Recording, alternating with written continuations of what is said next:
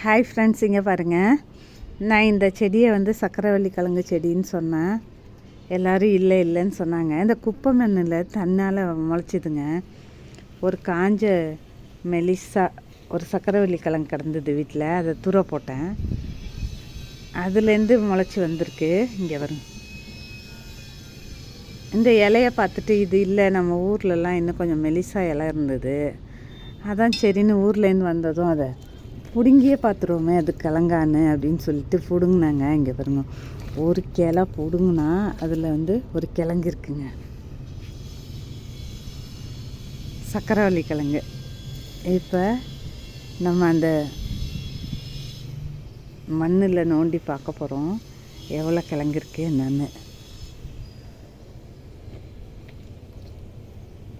நிறைய கிழங்கு இருக்கும் போலங்க. இந்த பாருங்க,